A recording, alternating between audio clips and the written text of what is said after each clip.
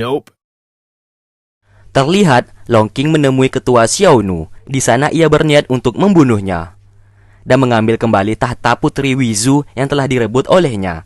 Karena menurut Long King, jika Putri Wizu menjadi ketua Xiaonu, ia pasti akan mendapatkan dukungan darinya dan bisa mengendalikan semua pasukan yang dimiliki oleh Putri Wizu nantinya. Terlihat Long King mengeluarkan mata abu-abu yang ia miliki, yang ia dapatkan saat berada di kuil belakang istana Siling. Ia pun langsung menyerap semua kekuatan milik ketua Xiaonu saat itu dan berhasil membunuhnya di sana.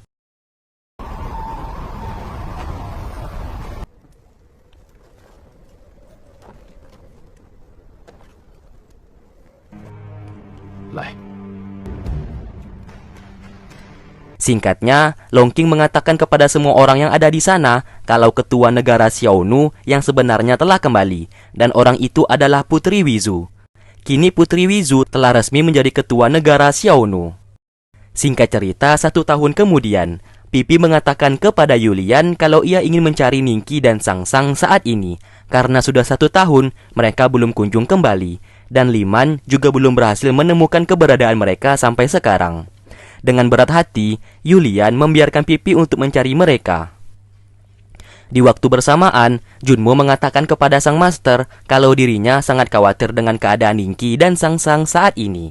Lalu sang master berkata kalau mereka sedang berada di dalam dimensi catur dan sangat sulit untuk menemukan keberadaan mereka.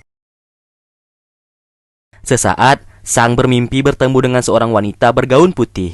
Di sana perempuan itu mengajaknya ke sebuah tempat, dan sampai saat ini belum bisa dipastikan siapa perempuan tersebut dan kenapa selalu masuk ke dalam mimpinya. Sang yang terbangun dari tidurnya menyadari kalau persediaan airnya sudah menipis. Ia pun berniat keluar dari kereta dan mencoba mencari air di sana. Terlihat ia bertemu dengan seorang kakek tua. Tanpa mengatakan apa-apa, ia berniat pergi meninggalkan kakek tua tersebut. Sesaat kakek tua itu tiba-tiba memanggilnya karena ia menyadari kalau Sangsang merupakan anak dari Raja Neraka. Ia pun tiba-tiba berusaha untuk membunuhnya.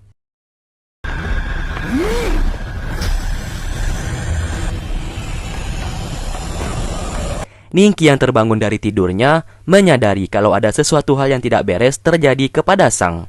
Dengan cepat ia menembakkan anak panahnya dan tepat mengenai kakek tua tersebut.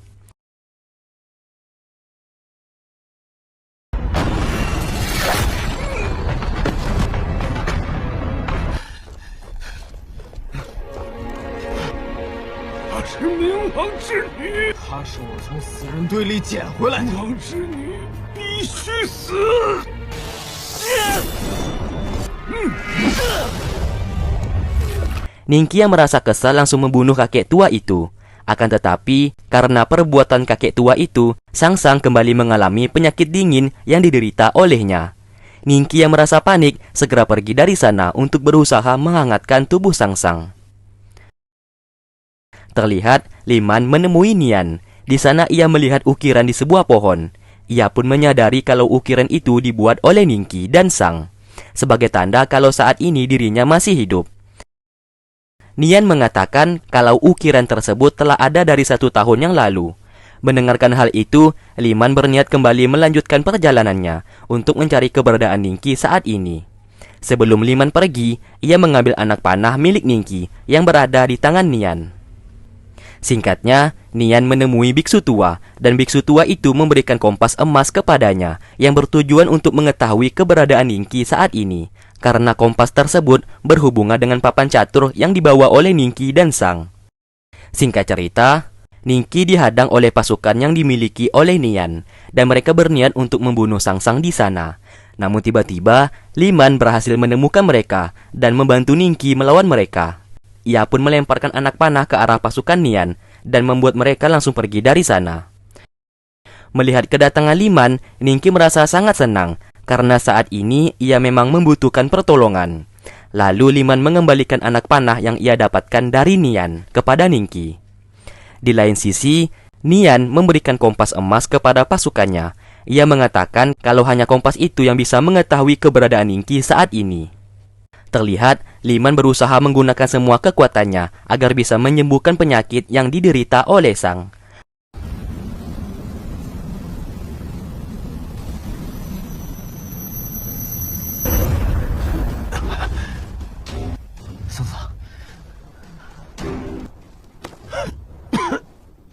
Singkatnya, akhirnya Liman berhasil membuat Sangsang kembali sadar. Sesaat, Liman menyadari kalau Nian dan pasukannya telah mengetahui keberadaan mereka saat ini. Dengan cepat, ia meminta Ningki untuk segera membawa Sangsang ke negara Yulun yang tak jauh dari sana, agar Sang nantinya bisa berlatih kekuatan Tian Qing yang berguna untuk mengurangi rasa sakit yang diderita olehnya. Di saat mereka pergi, seketika Liman mengeluarkan darah dari mulutnya karena telah menggunakan semua kekuatan miliknya untuk mengobati Sangsang yang terluka parah tadi. Singkatnya, Nian dan pasukannya yang berniat mengejar Ningki dan Sangsang langsung dihadang oleh Liman. Nian mengatakan kalau ia akan menghadapi Liman dan menyuruh pasukannya untuk pergi mengejar Ningki. Terlihat, Sang menyadari kalau pasukannya mengejar mereka memiliki kompas emas yang terhubung dengan papan catur yang ia bawa saat ini. Ia mengatakan kepada Ningki, selama papan catur itu masih berada di dekat mereka, maka pasukan yang dimiliki oleh Nian akan selalu tahu posisi mereka saat ini. Lalu Sang berencana akan meninggalkan papan catur tersebut agar pasukan Nian tidak dapat mengetahui keberadaan mereka lagi. Ternyata, cara itu berhasil untuk mengelabuhi pasukan yang dimiliki oleh Nian. Di lain tempat, penasehat kerajaan mengatakan kepada sang raja kalau ia sangat keberatan dengan keputusan yang dipilih oleh sang raja. Ia menganggap kalau sang raja tidak boleh ikut campur dalam masalah tersebut karena Sangsang merupakan anak raja neraka. Ia sangat mengkhawatirkan nasib negara Tang dan tak ingin negara Tang menjadi musuh seluruh dunia. Lalu sang raja menjawab kalau keputusannya tidak bisa diganggu-gugat. Ia akan tetap melindungi Sangsang ataupun Ningki, karena bagaimanapun juga mereka berdua merupakan rakyat negara Tang. Memang sudah semestinya ia harus melindungi semua rakyat negara Tang. Dan ia tak peduli meskipun harus menjadi musuh seluruh negara di dunia. Terlihat, Nian mengajak Liman untuk melakukan pertarungan pikiran. Tak disangka, Liman dengan mudah keluar dari pertarungan tersebut dan berhasil mengalahkannya tanpa harus menyentuhnya sama sekali. Dan setelah itu ia pun pergi dari sana meninggalkan Nian.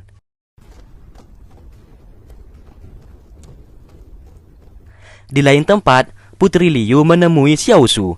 Ia mengatakan kalau Ningki dan Sang akan pergi ke negara Yulun.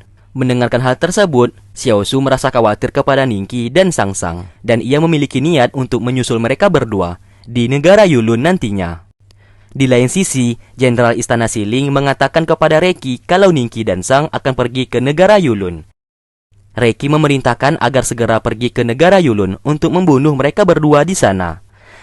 Terlihat, King menemui Mawar. Ia mengatakan kalau Ningki dan Sang berada di negara Yulun. Tak hanya itu, ia juga mengatakan kalau saat ini Istana Siling dan beberapa negara lainnya telah mengutus pasukan untuk pergi ke negara Yulun untuk membunuh mereka di sana. Ningki dan Sangsang saat ini menjadi buronan yang dikejar oleh seluruh pasukan di dunia. Setelah itu, King ingin mengetahui kenapa Mawar bisa berpihak kepada anak Raja Neraka dan malahan membantunya untuk melarikan diri saat itu. Padahal, Sang merupakan sebuah bencana besar bagi seluruh umat manusia. Mawar mengatakan meskipun Sang adalah anak Raja Neraka, ia tetap akan membantunya karena bagaimanapun juga Ningki dan Sang merupakan teman dekatnya. Ia pun juga tidak percaya bagaimana bisa anak baik seperti Sang bisa menjadi penyebab dari bencana besar tersebut. Singkat cerita, Ningki dan Sang berhasil tiba di negara Yulun. Mereka pun secara mengendap-endap mencari tempat untuk beristirahat karena mereka tak ingin ada orang lain yang menyadari kedatangan darinya. Terlihat mereka menemukan rumah kosong di sana dan berniat akan menempati rumah kosong tersebut. Di lain tempat, biksu tua yang menyadari Ningki dan Sang berada di negara Yulun dengan cepat pergi dari sana dan berniat untuk menangkap mereka berdua. Sampai di sini, biksu tua ini belum dijelaskan siapa dan kenapa ia sangat berniat ingin membunuh Ningki dan Sangsang. Terlihat, Ningki keluar dari rumahnya dan ia juga berencana mencari sebuah buku yang bernama Buku Sutra, seperti yang dikatakan oleh Liman sebelumnya. Sebelum Ningki pergi, ia meletakkan kembali semua benda sesuai posisi di saat ia pertama kali datang ke rumah tersebut. Ia melakukan itu agar tidak mengundang kecurigaan dari orang lain. Ia juga menyegel rumah itu, agar terlihat rumah itu kosong dan tidak berpenghuni.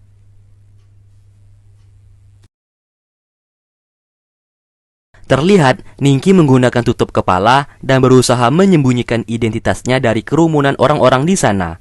orang-orang di Istana Siling menyebarkan foto Sangsang yang dianggap anak Raja Neraka. Barang siapa yang menemukan Sangsang, mereka akan mendapatkan hadiah. Setelah itu, Ningki tak sengaja memasuki sebuah perpustakaan, dan di sana ia menemukan sebuah buku sutra yang sedang ia cari. Tanpa basa-basi, ia pun mengambil buku tersebut dan membawanya pergi dari sana. Karena menurutnya, buku sutra sangat berguna untuk Sangsang belajar ilmu Tian Qing agar bisa menekan penyakit dingin di tubuh Sangsang. Di rumah mereka, terlihat banyak sekali burung hitam yang selalu terbang di atas. Dimanapun Sangsang berada, burung hitam itu akan selalu mengikutinya. Sangsang dengan giat membaca buku-buku yang diberikan oleh almarhum Guru Kisan.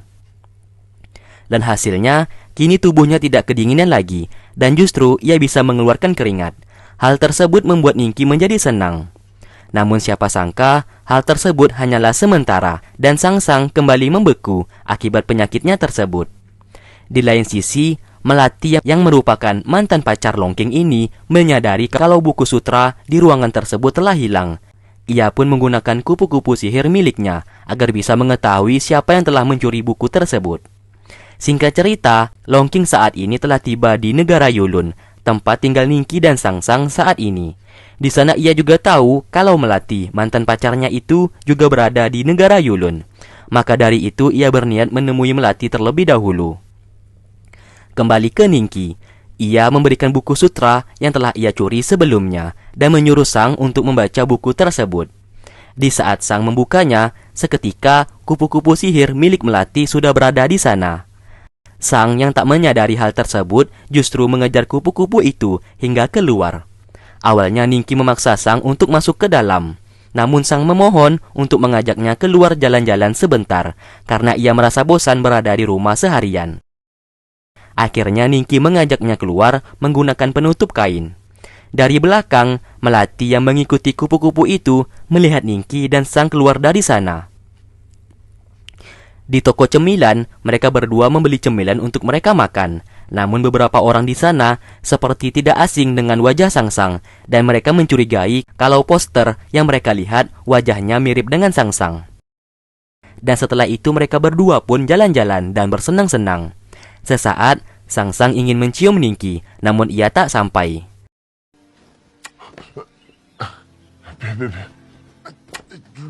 Kedekatan mereka berdua dilihat oleh Melati dari belakang. Ia pun makin penasaran dengan Ningki, dan ia ingin mengetahui lebih jauh lagi siapa Ningki sebenarnya. Singkatnya, ia yang kembali ke rumah tak menyangka bertemu dengan Longking.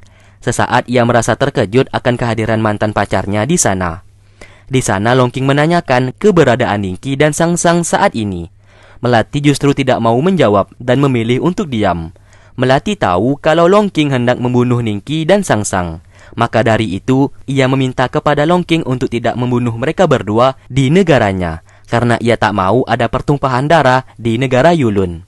Akhirnya Longking menyetujui permintaan Melati dan berjanji tidak akan membunuh Ningki dan Sangsang di kota Yulun.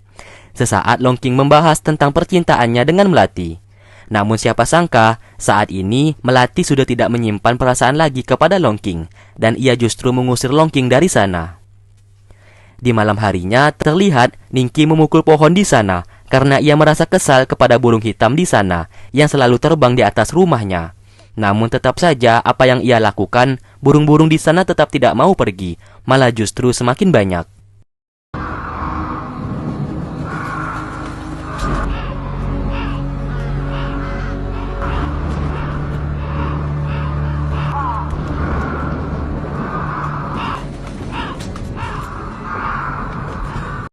Keesokan harinya, terlihat prajurit Istana Siling telah tiba di negara Yulun dan hendak mencari keberadaan Sangsang. Di waktu bersamaan, Nian yang merupakan murid dari biksu tua ini membawa pasukannya datang ke kota Yulun dan mencari keberadaan Sangsang saat ini. Lalu kedua kubu tersebut tak sengaja saling bertemu dan menyampaikan maksud dari mereka masing-masing. Kenapa datang ke tempat itu? Akhirnya, karena mereka sama-sama memiliki tujuan yang sama untuk mencari Sangsang, kedua kubu itu pun akan saling membantu untuk mencari keberadaan Ningki dan Sangsang. Dari kejauhan, terlihat ada seorang pendeta dari kuil cahaya yang melihat mereka semua. Sedikit info, para pendeta kuil cahaya sangat tidak setuju kalau Sangsang dibunuh oleh Istana Siling. Karena bagaimanapun juga, Sang-Sang merupakan penerus kuil cahaya mereka. Oke, lanjut. Ningki yang keluar melihat banyak sekali poster buronan wajah mereka.